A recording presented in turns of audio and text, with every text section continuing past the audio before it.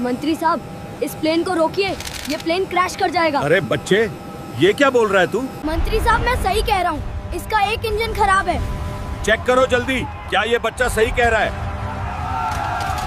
अगर जल्द से जल्द इस प्लेन को नहीं रोका गया तो सब मारे जाएंगे। बेटा, अगर ऐसा है तो तुम सही कह रहे हो।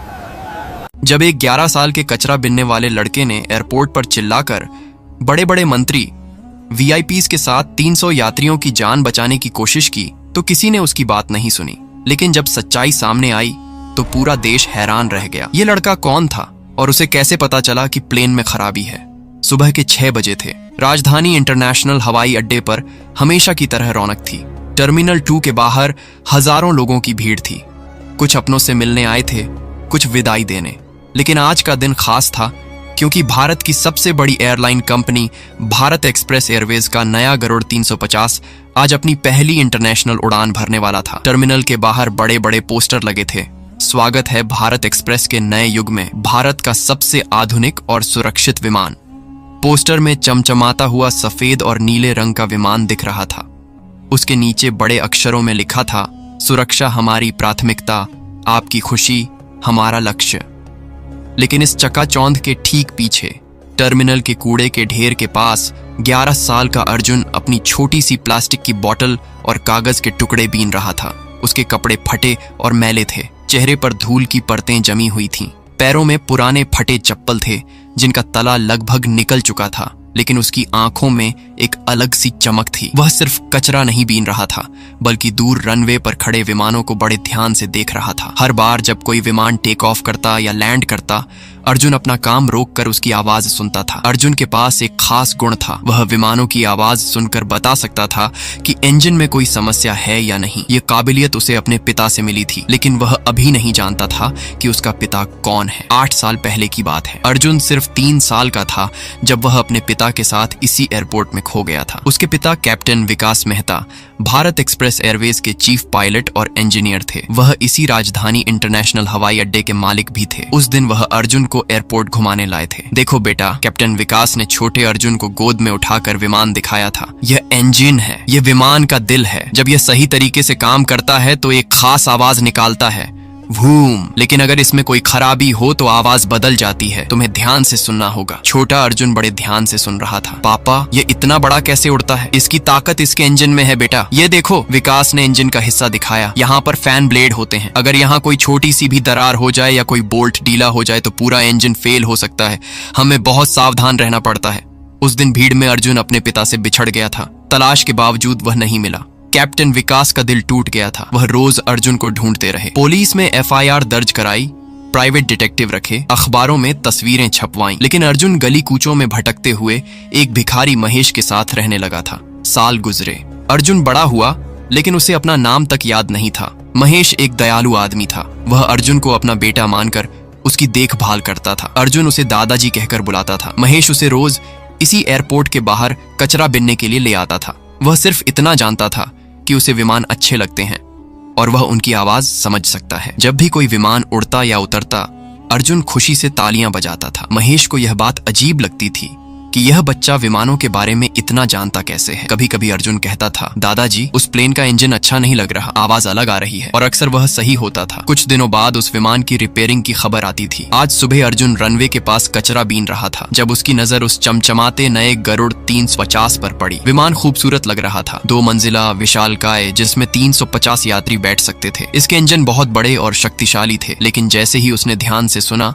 उसके चेहरे का रंग बदल गया। इंजन की आवाज सामान्य नहीं थी। ये वूम की जगह वू क्रक क्रक कर रही थी। अर्जुन का दिल तेजी से धड़कने लगा। उसे अपने पिता की बात याद आई जो उसके अवचेतन में कहीं दबी पड़ी थी। यह आवाज खतरे का संकेत था। उसने देखा कि इंजन के फैन ब्लेड के पास कुछ अजीब कंपन हो रहा था। वह नंगी आंखों से देख सकता था कि इंजन कवर में एक छोटी सी दरार थी। यह दरार छोटी लग रही थी, लेकिन अर्जुन जानता था कि 35,000 फीट की ऊंचाई पर यह छोटी दरार भयानक दुर्घटना का कारण बन सकती है। अर्जुन भागकर रनवे की बाड़ के पास गया। वहां एक सिक्योरिटी गार्ड राम सिंह खड़ा था। Uncle, uncle! अर्जुन ने उसका हाथ पकड़ा। वह प्लेन में खराबी है, उसे उड़ने मत दो। गार्ड ने अर्जुन को धक्का देकर हटा दिया। भाग यहां से गंदे लड़के, यहां तेरा काम नहीं है। कचरा बिनने आया है तो चुपचाप अपना काम कर। लेकिन अंकल, मैं सच कह रहा हूं। इंजन की आवाज ठीक नहीं है, इसमें दरार है, मैंने देखा है। राम सिंह हंसा। तू क्या समझता है इंजन के बारे में? यहाँ बड़े बड़े इंजीनियर हैं, सैकड़ों करोड़ का विमान है। तू 11 साल का बच्चा उन्हें सिखाएगा? चल भाग, वरना पुलिस को बुला दूंगा। अर्जुन की आंखों में आंसू आ गए। अंकल प्लीज, आप एक बार चेक तो कर लो। मैं झूठ नहीं बोल रहा, उसमें बहुत लोग बैठेंगे, सब मर जाएंगे। लेकिन राम सिंह ने उसकी बात नहीं सुनी। वह अपने मोबाइल पर गेम खेलने लगा। अर्जुन हार नहीं मानने वाला था। वह जानता था कि इस विमान में कुछ गड़बड़ है। वह दौड़कर मुख्य टर्मिनल की तरफ गया। रास्ते में उसे एक सफाई कर्मचारी सुनील मिला, जो उसे पहचानता था। अर्जुन बेटे, इतनी जल्दी में कहाँ जा रहा हो? सुनील अंकल, वो प्लेन गरुड़ 350 उसमें खराबी है, मुझे किसी को बताना है। सुनील ने अर्जुन का हाथ पकड़ा। बेटा, तू गलत जगह जा रहा है। आज बहुत बड़े लोग आए हैं, मंत्री जी भी आने वाले हैं, तू वहां नहीं जा सकता। सिक्योरिटी तुझे देखते ही पकड़ लेगी। तो फिर मैं क्या करूं अंकल? मैं सच कह रहा हूं, प्लेन में इंजन की समस्या है। सुनील ने सोचा। उसे लगता था कि यह बच्चा कुछ ज्यादा ही कल्पना कर रहा है, लेकिन अर्जुन की आंखों में जो डर और सच्चाई थी वो उसे दिखी। ठीक है बेटा, मैं तुझे चीफ इंजीनियर सुरेश कुमार जी के पास ले चलता हूं, लेकिन वहां चुपचाप रहना। टर्मिनल में आज खास चहल पहल थी। मीडिया वाले, कैमरामैन और बड़े बड़े अधिकारी मौजूद थे, क्योंकि आज सिविल एविएशन मंत्री राजेश कुमार सिंह इस पहली उड़ान का उद्घाटन करने आने वाले थे। साथ में 15 अन्य वीआईपी भी इस फ्लाइट में सफर करने वाले थे, जिनमें 3 राज्य के मुख्यमंत्री, 2 केंद्रीय मंत्री, कई उद्योगपति और बॉलीवुड के 3 बड़े सितारे शामिल थे। यह फ्लाइट दिल्ली से मुंबई होते हुए दुबई जाने वाली थी। भारत एक्सप्रेस एयरवेज के सीईओ अमित गुप्ता मीडिया को बाइट दे रहे थे। ये भारतीय विमानन का एक ऐतिहासिक दिन है। हमारा नया गरुड़ 350 दुनिया के सबसे सुरक्षित विमानों में से एक है। इसकी हर जांच हो चुकी है। यह मेड इन इंडिया का बेहतरीन उदाहरण है। कैमरा फ्लैश कर रहे थे। रिपोर्टर सवाल पूछ रहे थे। सर, इस विमान की खासियत क्या है? देखिए, यह विमान पूरी तरह से भारतीय टेक्नोलॉजी से बना है। इसके इंजन में आधुनिक टेक है। यह 900 किमी प्रति घंटे की रफ्तार से उड़ सकता है। सबसे बड़ी बात यह है कि इसमें AI बेस्ड सेफ्टी सिस्टम लगा है, जो हर सेकंड विमान की जांच करता रहता है। लेकिन सच्चाई यह थी कि इस विमान की जल्दबाजी में तैयारी हुई थी। कंपनी को मंत्री जी के प्रोग्राम के हिसाब से विमान तैयार करना पड़ा था। कुछ जरूरी जांचें अधूरी रह गई थीं, लेकिन कंपनी का प्रेशर था कि विमान समय पर तैयार होना चाहिए, नहीं तो करोड़ों रुपए का नुकसान होगा। चीफ इंजीनियर सुरेश कुमार को भी कुछ शंकाएं थीं।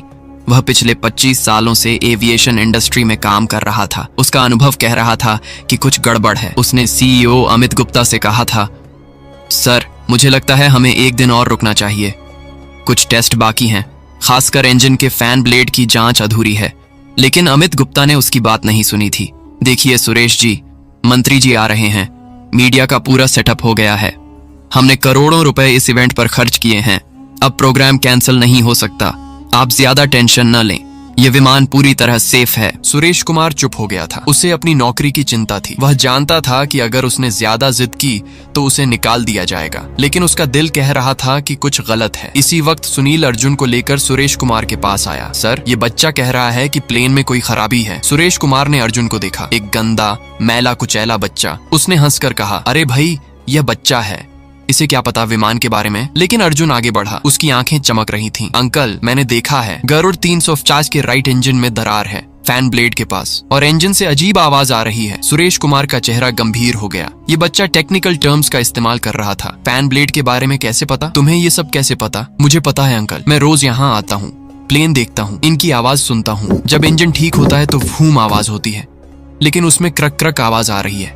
ये खराब है। सुरेश कुमार का दिल धक्के से रह गया। वह जानता था कि क्रैकिंग साउंड का मतलब क्या होता है। तुमने कहाँ सीखा ये सब? अर्जुन ने सिर हिलाया। मुझे याद नहीं, बस पता है। सुरेश कुमार की शंकाएं और भी बढ़ गईं। उसने तुरंत अपनी टीम को बुलाया। राज, प्रदीप, तुम लोग तुरंत गरुड़ 350 के राइट इंजन को चेक करो, खासकर फैन ब्लेड को देखो। लेकिन सर, हमने तो कल ही चेक किया था। मैंने कहा है तो करो, जल्दी करो। इंजीनियर्स की टीम विमान की तरफ गई। 20 मिनट बाद वे वापस आए। उनके चेहरे पीले थे। सर, बच्चा सही कह रहा था, राइट इंजन के फैन ब्लेड में हेयरलाइन क्रैक है, ये बहुत खतरनाक है। सुरेश कुमार के होश उड़ गए। क्या? ये कैसे हो सकता है? कल तो सब ठीक था। सर, लगता है रात के वक्त ग्राउंड टेस्टिंग के दौरान ये क्रैक डेवलप हुई है। अगर ये विमान उड़ता तो हाई एल्टीट्यूड पर प्रेशर के कारण ये क्रैक बढ़ जाती और पूरा इंजन ब्लास्ट हो जाता। सुरेश कुमार अर्जुन के पास आया। उसकी आंखों में आंसू थे। बेटे, तुमने हम सबकी जान बचाई है, तुम्हें कैसे पता चला? अर्जुन अर्जुन ने मासूमियत से कहा, अंकल मुझे नहीं पता, बस आवाज से लगा। पापा कहते थे कि इंजन की आवाज बहुत कुछ बता देती है। सुरेश कुमार भागा हुआ अमित गुप्ता के पास गया। सर, गरुड़ 350 उड़ नहीं सकता, इंजन में क्रैक है। अमित गुप्ता का चेहरा लाल हो गया। क्या बकवास कर रहे हो? मंत्री जी 10 मिनट में आने वाले हैं, सब तैयारी हो गई है। सर,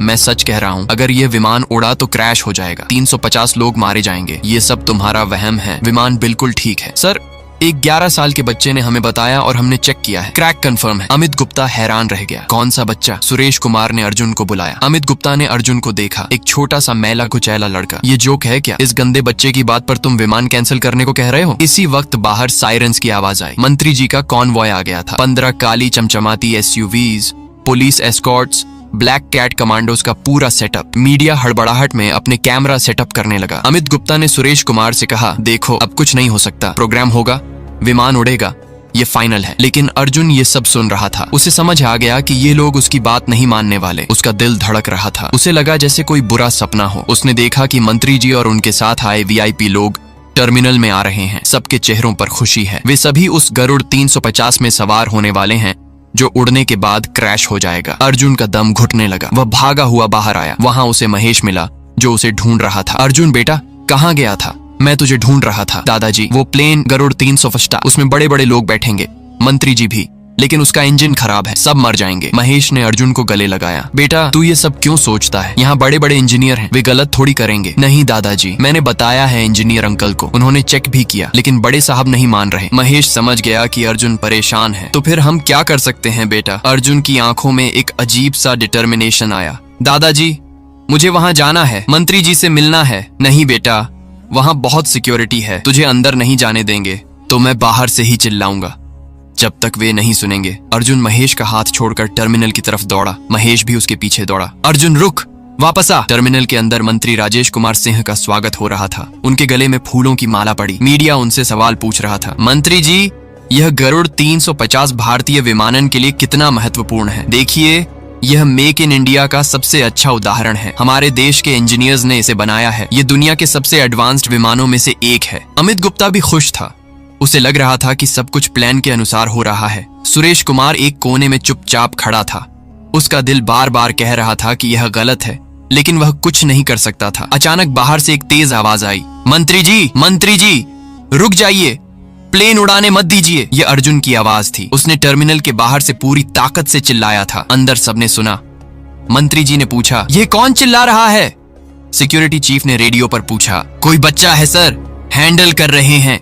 बाहर 2 सिक्योरिटी गार्ड्स अर्जुन को पकड़ने के लिए दौड़े, लेकिन अर्जुन फुर्तीला था। वह इधर उधर भागकर बच रहा था। मंत्री जी, गरुड़ 350 का इंजन खराब है, सब लोग मर जाएंगे, प्लीज रुक जाइए। अंदर मंत्री जी परेशान हो गए। ये कैसी आवाज आ रही है? कोई बच्चा परेशान कर रहा है। अमित गुप्ता घबरा गया। सर, कोई पागल बच्चा है, आप टेंशन न लें, अभी हैंडल हो जाएगा। लेकिन सुरेश कुमार को लगा कि यह अर्जुन की आवाज है। वह जानता था कि वह बच्चा सच कह रहा है। उसने हिम्मत जुटाई। सर, 1 मिनट रुकिए, यह बच्चा सच कह रहा है। अमित गुप्ता गुस्से से बोला, तुम चुप रहो, मंत्री जी को परेशान न करो। बाहर अर्जुन अभी भी चिल्ला रहा था। अब कुछ लोग उसके आसपास जमा हो गए थे। यह क्या कह रहा है? कोई पागल लड़का है, इसे पकड़ो कोई। लेकिन महेश ने अर्जुन को बचाया। यह मेरा पोता है, यह पागल नहीं है, यह सच कह रहा है। कुछ लोगों ने महेश से पूछा, क्या बात है, यह क्यों चिल्ला रहा है? महेश ने कहा, यह कहता है कि विमान में खराबी है, इंजन ठीक नहीं है। लोग हैरान हुए। एक छोटा बच्चा इंजन के बारे में कैसे जान सकता है? इसी वक्त कुछ एयरपोर्ट एम्प्लॉइज भी वहां आए। उनमें सुनील भी था। अरे,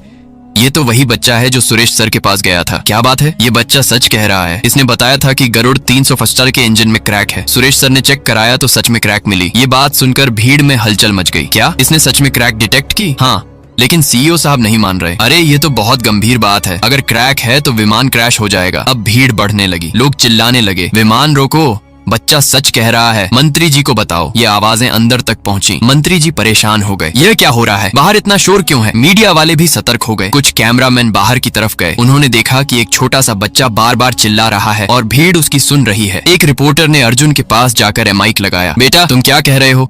विमान में क्या खराबी है? अर्जुन ने सांस लेकर कहा, दीदी, गरुड़ 350 के राइट इंजन में क्रैक है, फैन ब्लेड के पास। अगर यह उड़ेगा तो क्रैश हो जाएगा, सभी लोग मर जाएंगे। रिपोर्टर हैरान रह गई। तुम्हें कैसे पता? मैंने आवाज सुनी है, क्रक क्रक आवाज आ रही है।